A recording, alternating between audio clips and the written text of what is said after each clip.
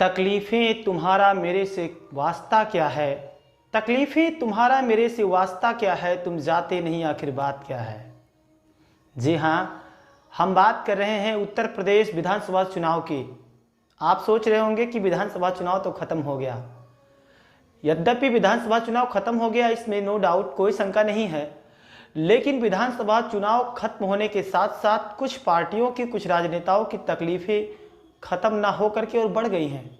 मैं इसलिए कह रहा हूं क्योंकि आए दिन ये देखने को मिल रहा है और उत्तर प्रदेश में अभी भी चुनावी घमासान जारी है। इसको लेकर के आपने देखा कि किस प्रकार विपक्षी पार्टियों में खलबली मची हुई है, नेताओं का आना जाना भाग दौड़ लगा हुआ है, लोग हार पर मंथन कर रहे हैं और लोगों का मानना है कि किस प्रकार कौन सी दिशा में पाला बदला जाए जिससे कि उनको राजनीतिक फायदा हो।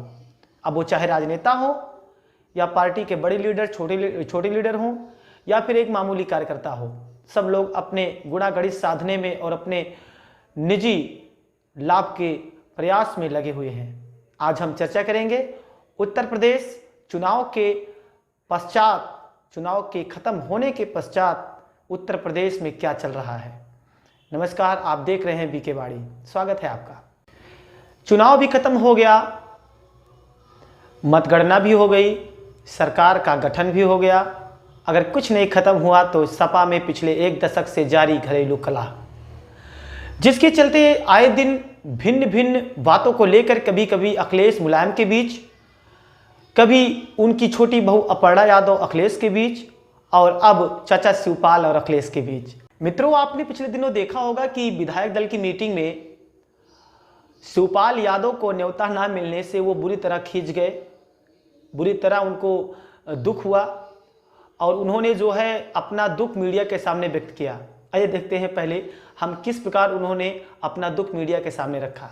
देखिए, 2 दिन से मैं इंतज़ार कर रहा था, नहीं तो मैं अपना चला जाता। मैंने सब अपने कार्यक्रम रद्द करके इस बैठक के लिए यहाँ पर रुका था, लेकिन मुझे तब भी कोई सूचना नहीं दी गई। मैंने समाजवादी पार्टी के नेताओं से भी कोशिश की, लेकिन उन्होंने कहीं पर भी मुझे तब भी कोई सूचना नहीं दी गई। तो इसलिए मेरा जाना विधानमंडल दल की बैठक में उचित नहीं है। जबकि देखिए, मैंने तो हमेशा यही कहा कि जो भी मुझे जिम्मेदारी मिलेगी उससे हम निभाएंगे। लेकिन आज हमें विधानमंडल दल की बैठक चल रही है, मुझे बुलाया नहीं गया, इसलिए मैं नहीं गया। अब देखना है कि चाचा शिवपाल, दुख तो उनको है, इसमें कोई शंका नहीं है। देखना है यह दुख कहां तक करवट लेता है और किस प्रकार वो अपने पार्टी को, यद्यपि चुनाव के समय जो साथ रही थी, अब देखना है कि वह अपने पार्टी को किस प्रकार आगे ले जाते हैं और किस प्रकार कौन सा मोड़ दे करके उसको कहां छोड़ते हैं।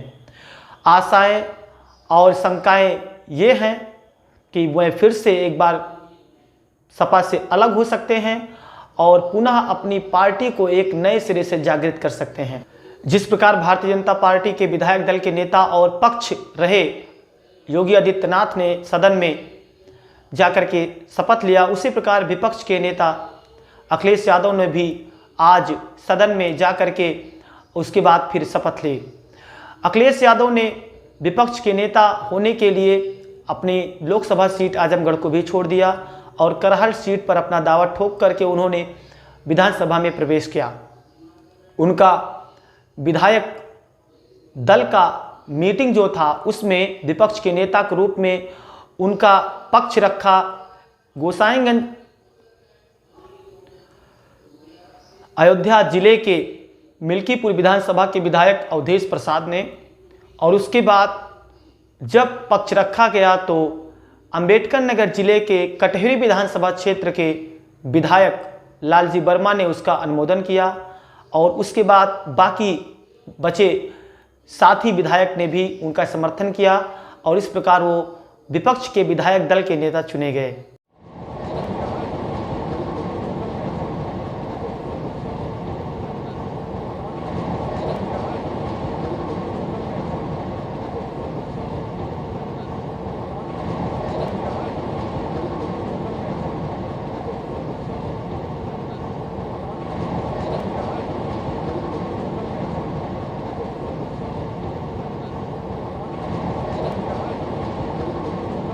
मैं विधानसभा में रहा हूँ, केवल बेंच बदल गई है,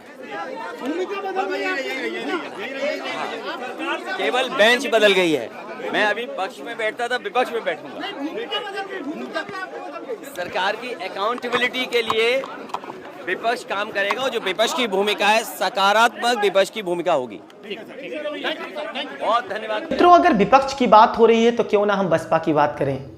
बसपा की बात मैं इसलिए कह रहा हूं क्योंकि बसपा ने अभी हार नहीं मानी है। हालांकि उनको बहुत करारी हार का सामना करना पड़ा था विधानसभा चुनाव में, लेकिन उन्होंने एमएलसी चुनाव भी लड़ने का फैसला किया है और ओवैसी की जो एकमात्र सीट थी जिस पर कि उनके एक प्रत्याशी की जमानत बच गई थी, वह भी अब बसपा में जाकर के एमएलसी का चुनाव लड़ रहा है।